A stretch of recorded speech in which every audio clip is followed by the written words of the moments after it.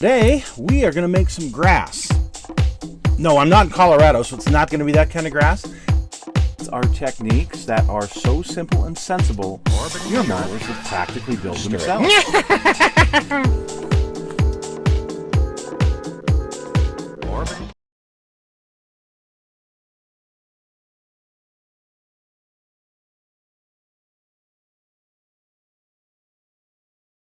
Hello folks, it's Mad Dog Merv and welcome to today's show. Today we are going to be working on, we reviewed this kit just recently, the USS Sullivans by Trumpeter. It's a square-bridged Fletcher class destroyer. I can never remember the name of the class. Fletcher class destroyer from World War II, but we're going to be building it as the USS Johnston, which had a very interesting history. We'll talk a little bit about that. We'll look at the build. This is not going to be one of those super detailed builds, okay, just so that everybody is aware ahead of time. This is going to be a shelf queen. This is going to be displayed down in my naval room, as I call it, along with a bunch of cruisers and battleships and aircraft carriers and alike. So stick with Mad Dog Merv as today we look at the USS Johnston build from the USS Sullivans kit. USS Johnston DD-557 was a Fletcher-class destroyer, commonly known as a square-bridged Fletcher-class destroyer. And its hull number 557 was 20 after the USS the Sullivans, which is still at the Buffalo and Erie Naval Park. Anyway, the ship had 10 21-inch torpedo tubes, 5 538 dual-purpose guns, you see those here, as well as 10 40-millimeter Bofors in twin mounts, 5 twin mounts, and I think it was 6 20-millimeter Oerlikon cannons. Actually, it was 7 20-millimeter cannons. Anyway, it was lost after 363 days in service at the Battle of Sumar off the Philippines on October 27th of 1944. The kit that closely matched the Johnston was the USS Sullivans, like I said, hull number 537, where Johnston was 557. So it is a square-bridged Fletcher, unfortunately made by Trumpeter, and I say that because Trumpeter was very hit and miss, particularly in the earlier days, in the 2000s. Definitely this was one of the kits that was a miss. I hate to say that, but we'll go over a few little issues. So I went ahead and started by assembling this thing.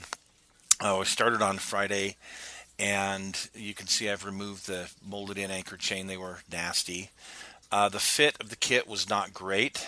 There were little gaps here and there that I had to fill with some sprue goo. The depth charge racks are hideous and really need to be redone in photo etch. You see the launchers here. They're not great, but they work.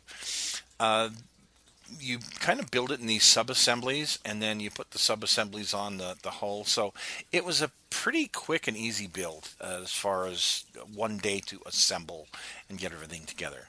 But you see how plain the bridge area is. The torpedo director, the top of it is oversized. The 20-millimeter guns are just hideous on this thing. The 538s are a 4-piece unit, and they're not great. I would recommend maybe replacing them with some Model Monkey. Anyway, what I decided to do was on the bridge, put some other pieces on it to make it a little bit more accurate. And you can see for the blast bags on the 538s, I went ahead and painted those in kind of a khaki color, even though they probably should have been dark blue. But you can see here, for my spare parts box, I've got some little pieces and whatnot to replicate the items that would be on the bridge.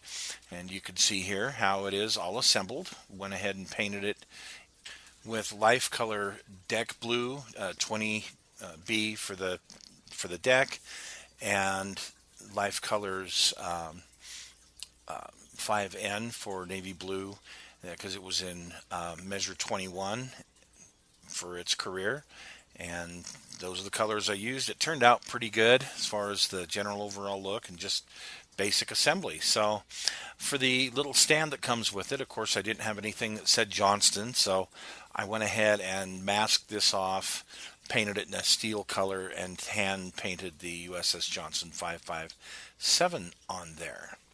And you can kind of see the chain that I refit to the bow much better than that molded in crap that was on there. So here's a picture of the Johnston at her commissioning, October 27th of 43. Actually, she was sunk on the 25th, I believe, of 44. So 363 days in service. But great picture here. You can pick out a few details, like here on the bridge.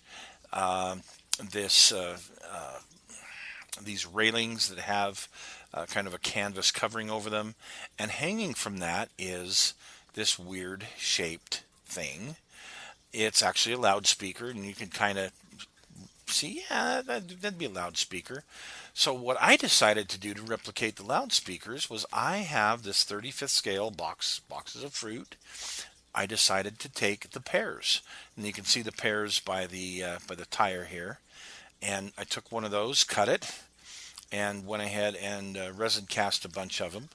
You can see here on my Indianapolis this great picture that I have of the Indianapolis with the loudspeaker there right above the ship's bell. Now, the Indianapolis had its ship's bell taken off to save weight right before she sailed on her doomed journey, and this little teeny bell was put in its place.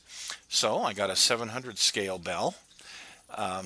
I thought it'd be just fine for 1/350th to be a mini bell, if you will, and place that on my Indianapolis along with one of the loudspeakers.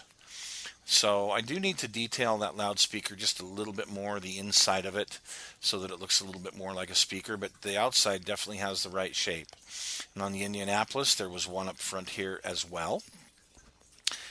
You notice I've added a windscreen up there. And then on the left side, the far left side, and the far right side, you will also notice two of the loudspeakers. So, yeah, 35th scale fruit. How about that? Also on the Indianapolis, while we're here, these plans that a friend of mine loaned to me of her final refit, you'll notice on the bottom right-hand side a radar room that had been added. So I decided to go ahead and build it and add it to mine as well. And there you go. Yes, I have some touch-up painting to do. I know, definitely. Anyway, enough of the Indianapolis. Let's get back to the Johnston build, shall we? So, here's how it turned out. What I did for my third day of the build, which was yesterday, I decided to go ahead and put some photo etch on it. Not a lot, but just a little bit. So, you'll see this as we do the walk around, the railings around the hull, or the deck, and the radar. So let's take a quick look and see what I've added. Sorry the lighting isn't better, but this will give you some idea. So I still have to paint the backs of the railings here. Haven't gotten that far yet, but I did put some railings. These are off of a Bagley class destroyer. And you can see I got this covered railing up here.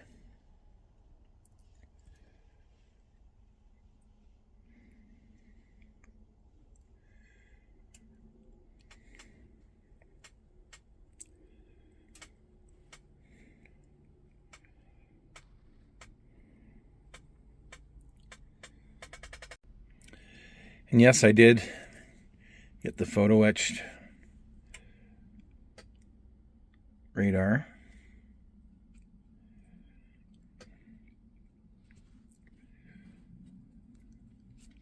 $20mm. I will be replacing those this upcoming week. I'm still waiting for my shipment from wherever I got them from.